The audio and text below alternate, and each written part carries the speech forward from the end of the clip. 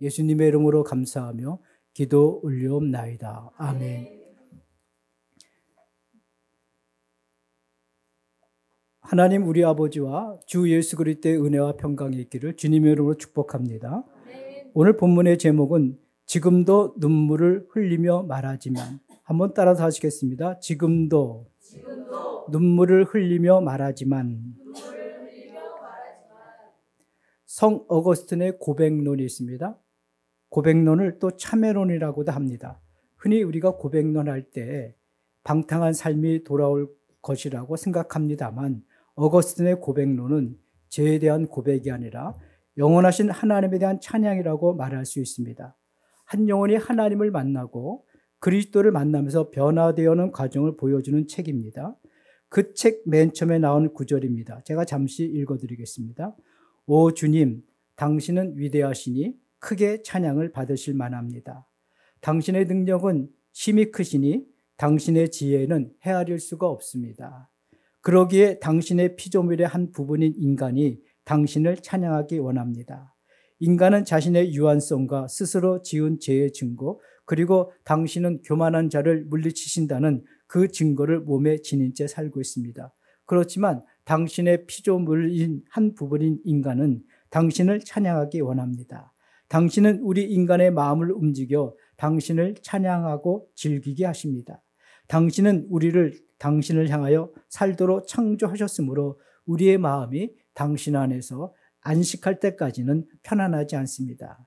여러분, 이것은 어쩌면 인간의 실존과 본질이라고 말할 수가 있습니다. 성 어거스틴은 그러면서 자기 안에 있는 옛사람이 자기를 놓아주지 않는 경향을 이렇게 묘사했습니다.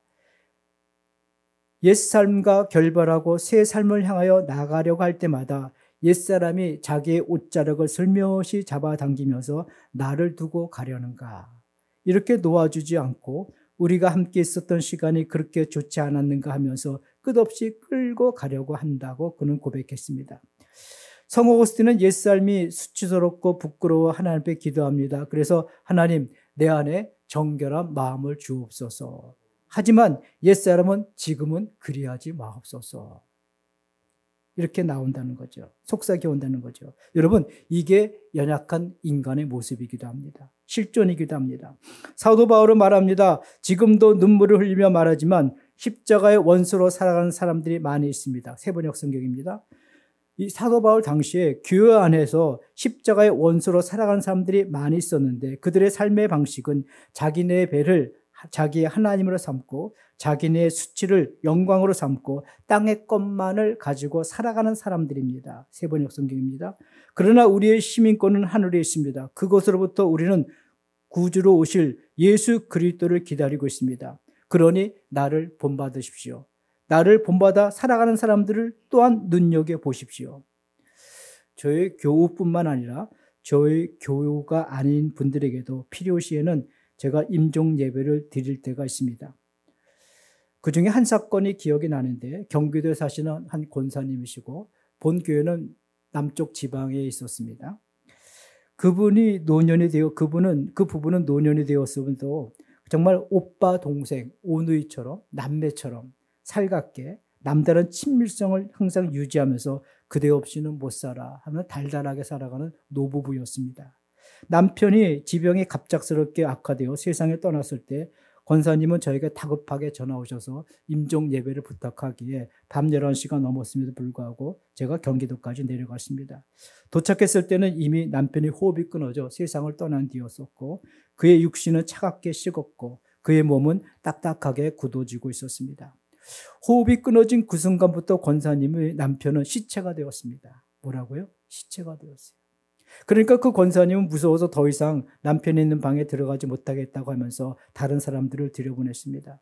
여러분, 내가 아무리 사랑하는 남편이나 아내여도, 내가 아무리 귀하게 생각하는 부모나 자식이어도, 내가 그분 없이는 살 수 없다고 하는 내 형제 자매여도 호흡이 끊어진 시체와 함께 지내겠다는 분은 아무도 없을 것입니다. 이사야 2장 22절에 너희는 인생을 의지하지 말라. 그의 호흡은 코에 있나니 새말 같이거든요. 우리 인생이 코끝에 달려있다는 거예요, 여러분. 우리 인생 모든 것이 코끝에 달려있기 때문에 우리가 공기 중에 산소가 아무리 널려 있어도 내가 내 힘으로 들숨과 날숨을 하지 못하면 그냥 우리는 먼지에 불과한 것입니다. 시편 104편 29절에 주께서 낯을 숨기신 즉 그들이 떨고 주께서 호흡을 거두신 즉 그들이 죽어 먼지로 돌아가나이다. 여러분, 우리는 성경은 우리가 흙이고 먼지라는 겁니다. 흙이고 먼지에 불과한 내 겉사람을 우리는 화장하고 각종 귀금수로 치장하라고, 흙이고 먼지에 불과한 내 속사람을 세상의 가치만을 쫓아 낮은 자의 자기 영광만으로 땅의 일만을 생각하고 살아가고 있습니다. 그래서 사도 바울은 지금도 내가 눈물을 흘리며 말하지만 그것은 십자가의 원수로 살아가는 것이 됩니다 라고 그는 말씀하고 있는 것입니다. 사도 바울 당시에 교회 안에도 십자가의 원수로 살아가는 자들이 있었다는 것이죠. 하나님은 예수 그리스도의 십자가를 통해서 우리를 받아주시고 용서하시고, 아멘, 우리를 의롭다 하시고 우리와 사랑의 관계를 맺는 것을 기뻐하시는 가운데서 만물의 찌꺼기 같은 먼지 같은 것에 불과한 우리를 주님처럼 영광스러운 몸의 형체로 온전한 변형을 이루어 영원히 살아갈 수 있도록 우리를 천국 시민권자 되게 하셨습니다. 아멘.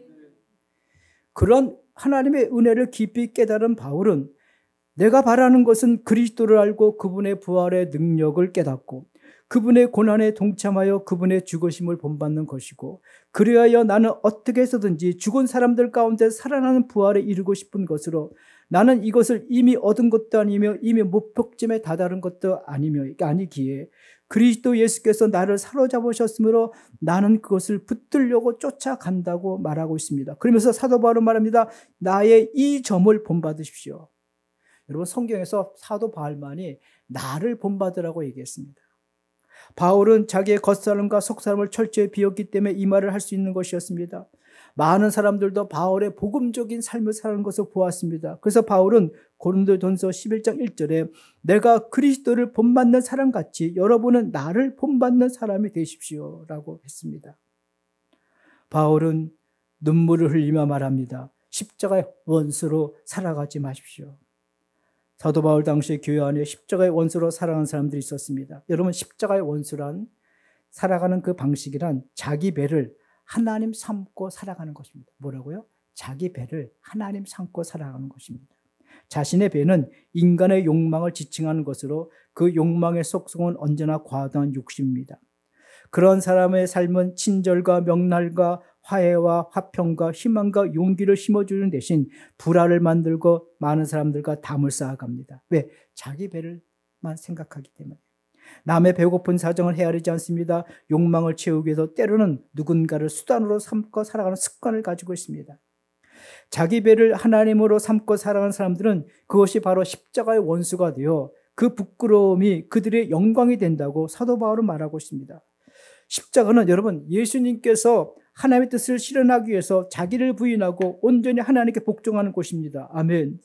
하나님은 그곳에서, 예수님이 하나님께 온전히 복종한 그 십자가에서 우리를 의롭다 하시고 우리를 용서하시고 우리를 받아주시고 우리를 죄에서 해방시켜 주셨습니다. 할렐루야. 예수님이 십자가에서 하나님께 온전히 복종하심으로 하나님은 우리와 사랑의 관계를 더 돈독하게, 더 굳건하게 하셨습니다. 그래서 그 사랑의 관계는 어느 누구도 무효화시키거나 떼어놓을 수가 없습니다. 할렐루야. 왜냐하면 예수님이 그 십자가에서 온전히 하나님께 복종하신 거기 때문에 하나님 그 십자가를 통해서 우리를 사랑하시는 겁니다. 또한 예수님께서 십자가의 죽음에서 부활하셨기 때문에 여러분, 십자가는 옛것과의 단절인 동시에 새것의 출발이기도 합니다. 하나님의 창조에서 십자가는 옛것과의 단절인과 동시에 새로운 시작이 됩니다. 아멘. 즉 십자가에서 우리 육이 죽고 영이 삽니다. 할렐루야. 여러분, 십자가에서 땅의 것이 죽고 하늘의 것이 열리는 겁니다. 아멘. 그러니 자신의 배를 하나님 삼고 살아가는 것은 그것은 십자가의 원수가 되는 것이라고 사도 바울은 말하고 있는 것입니다. 성 어거스틴은 자기 안에 있는 그 옛사람이, 그 욕망이 자기를 놓아주지 않는 상태를 이렇게 묘사했습니다. 내가 옛삶과 결별하고 새 삶을 향하여 나아갈 때마다 옛사람이 내 옷자로 슬며시 잡아당기면서 나를 두고 가려는가? 이렇게 놓아주지 않고 우리가 함께 있었던 시간이 그렇게 좋지 않았는가 하면서 끝없이 나를 끌고 가려고 합니다. 여러분, 우리가 하나님의 부르심이 높으면 높을수록, 크면 클수록 나를 잡아당기는 그 힘은 더욱더 강화되고 있습니다. 그렇기 때문에 우리는 오직 기도와 찬송과 말씀의 묵상과 그리고 성도들의 신령한 믿음의 교제, 이런 계속적인 훈련을 통해서 우리는 하늘의 시민권자답게 살아갈 수가 있는 것입니다. 아멘. 두 번째, 바울은 눈물을 흘리면서 말씀합니다. 하늘의 시민권을 가진 자답게 살으십시오. 따라서 하시겠습니다. 하늘의 시민권자 답게 살으십시오. 여러분, 하늘의 시민권자는요, 부활 신앙을 갖고 산다는 것을 의미합니다. 내가 일어선 자가 되었다는 것을 의미합니다. 뭐라고요? 죽음은 누운 자잖아요. 죽음이라는 것은. 부활은 일어선 거잖아요. 내가 부활 신앙을 갖고 내가 하늘의 시민권자로 살아간다는 것은 내가 일어선 자가 되었다는 겁니다. 아멘. 우리가 그리스도 예수께서 죽은 자 가운데서 사망 권세를 깨뜨리시고 다시 일어나는 것을 믿을 때, 이는 우리도 죽음을 딛고 무덤에서 일어나 장차 영생을 얻는 것을만 의미하지 않고 현실에서 내가 일어섬을 의미합니다. 여러분, 부활은 일어섬입니다. 아멘. 여러분, 그 일어섬의 정신이라는 것은요, 나는 미련하고 부끄러우나 하나님은 지혜로우시며 하나님은 영광스럽다. 내가 하나님의 말씀대로 복음적인 삶을 살았음에도 불구하고 결과들이 나오지 않을 때가 있습니다. 그렇지만 나는 부활 신앙이 있기 때문에, 부활의 능력을 믿기 때문에, 나는 일어선 자가 때문에 이 사실을 확고하게 믿고 있기 때문에 우리는 좌절하지 않고 포기하지 않고 성실함으로 인내하며 지속적으로 내게 맡겨진 본분을 해나갈 수 있는 근원적인 힘이 된다는 것을 믿으시기 바랍니다. 또한 어떤 어려움이 와도 시련이 와도 우리는 그래서 찬송하며 노래하며 나갈 수가 있는 것입니다. 할렐루야. 내가 일어섬의 믿음을 가졌어도요, 믿음대로 살아도 그 결과가 원하는 만큼 나오지 않을 때가 있습니다. 그러나 여러분, 생명의 씨앗은 반드시 때가 되면 발화가 됩니다. 반드시 결실을 맺습니다. 그게 일어선 자의 모습입니다. 천국 시민권자의 모습입니다. 우리는 오늘 부활의 비법을 구하는 것이 아니라 부활의 삶을 살아가는 삶의 내용을 가지고 살아가는 자들입니다. 오늘의 현실 앞에서 일어선 자로 부활의 삶을 살아내는 분들이 되기를 주님으로 축복합니다. 여러분들은 다 일어선 자입니다. 아멘이십니까?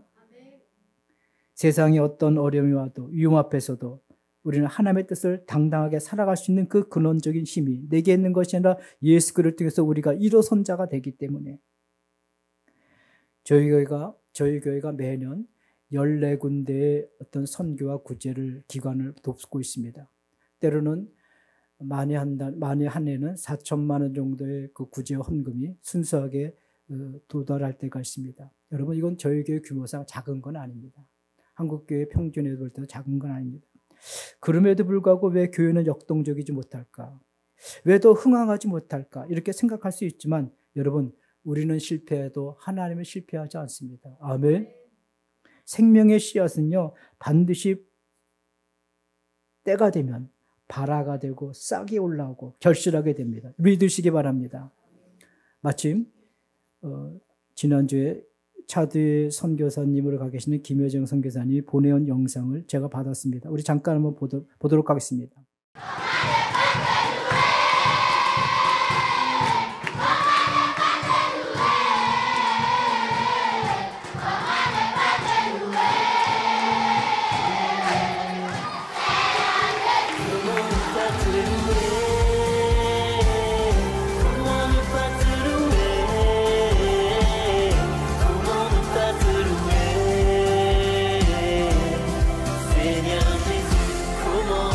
Come on, we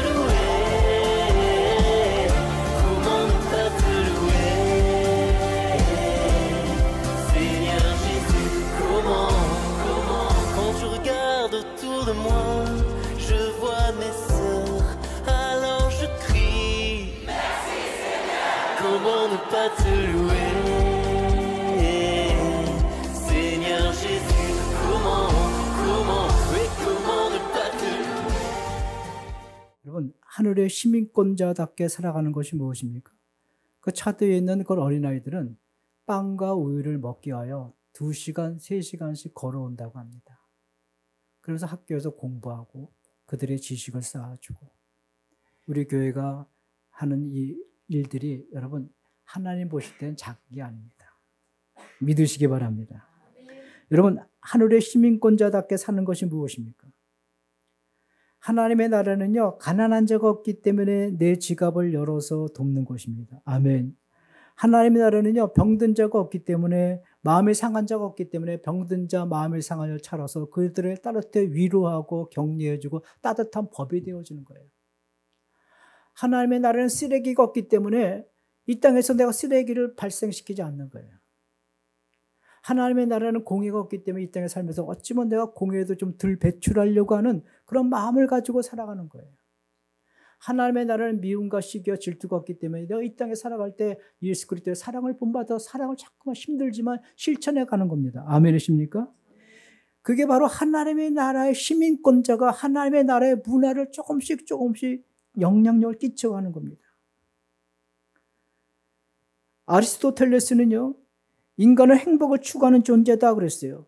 근데 인간이 행복해지는 것은 돈이나 권력을 얻어지는 것이 아니라 진리를 내가 알 때 인간은 행복하다라고 말했습니다. 여러분, 인간은요, 자신의 연봉이나 학벌이나 연주나 숙배 이런 것들 자신의 배를 불러야만 행복해질 수 있다고 많은 노력을 합니다.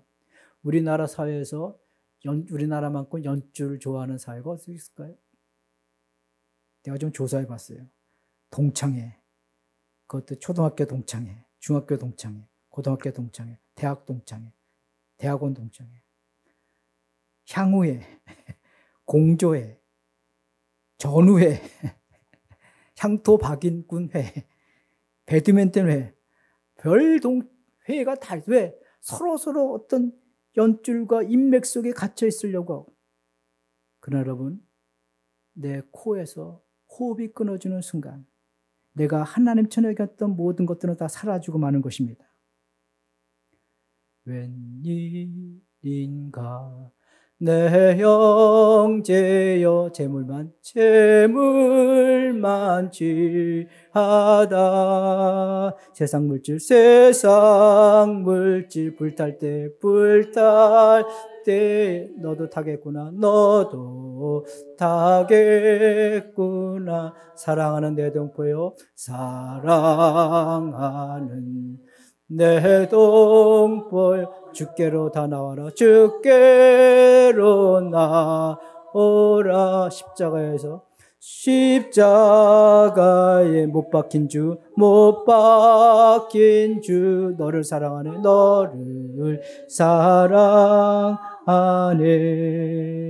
아멘.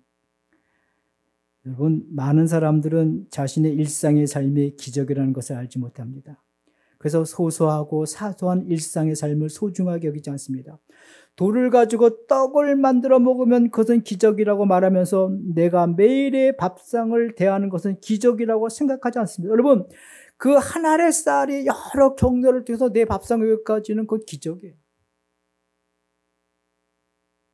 물 위를 걸으면 기적이라고 말하면서 내가 대지 위를 걷는 것은 기적이라고 말하지 않습니다.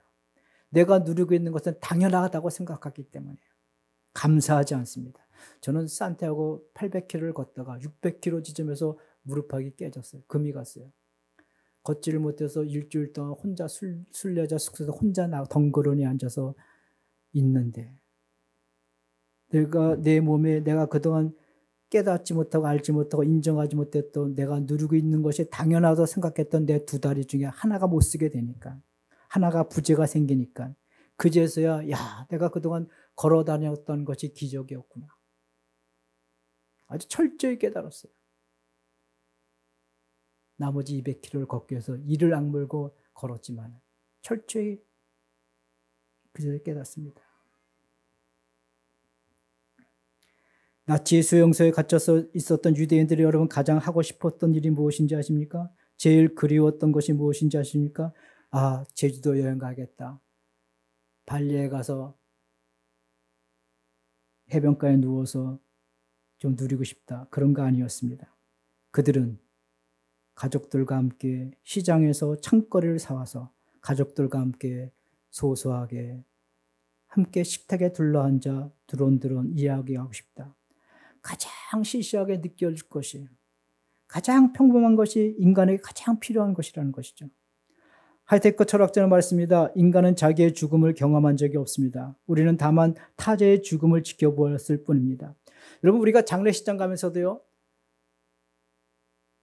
우리는 생각합니다. 우리도 언젠간 죽을 때가 있을 거야. 그런데 지금은 아니래. 다 그래. 지금은 아니래. 우리도 언제 죽는다고 생각하면서 지금은 아니래. 그거 어떻게 장담합니까? 항상 우리는 장례식장 가면서 죽음은 나와 멀다고 생각합니다.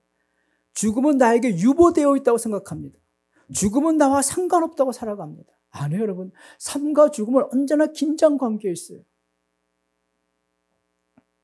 여러분들이 내가 죽는다고 생각했을 때, 앞으로 6개월만 남았을 때 여러분, 삶의 의미가 확 달라지지 않겠습니까?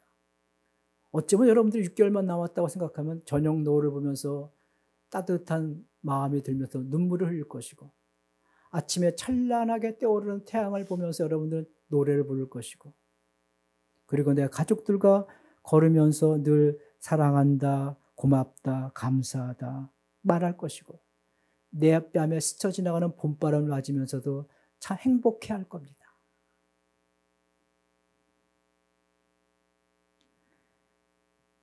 천국의 시민권자, 따라서 하시겠어요? 천국의 시민권자.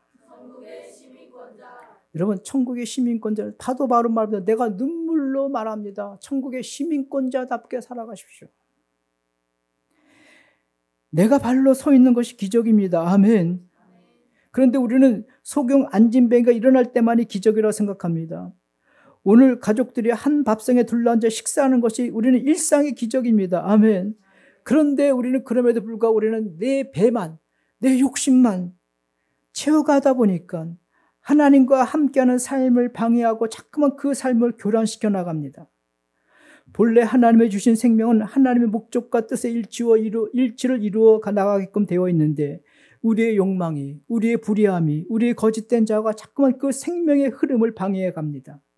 그래서 인간은 자기 배를 하나님으로 삼고 살아갈 때 결국에는 삶의 중심이 하나님이 아니라 자기가 중심이 되게 합니다. 그래서 바울은 말합니다. 그것은 부끄러운 영광이고 그건 수치의 영광이 됩니까? 바울은 내가 지금도 눈물을 흘려 말하지만 제발 십자가의 원수로 살아가지 마십시오. 이제는 천국 시민자답게 살아가십시오. 바울은 눈물을 흘리면서 이렇게 고백했습니다. 말했습니다. 여러분, 우리가 그리스도 예수 안에서 우리는 구원받은 자입니다. 아멘. 우리는 십자가의 친밀한 자로 살아가는 거고, 우리는 천국 시민권자답게 이 땅에서 하나님의 나라의 아름다운 문화를 영향력을 끼쳐나가는 저와 여러분의 믿음의 삶이 되기를 주님의 이름으로 축복합니다. 하나님 아버지 감사합니다.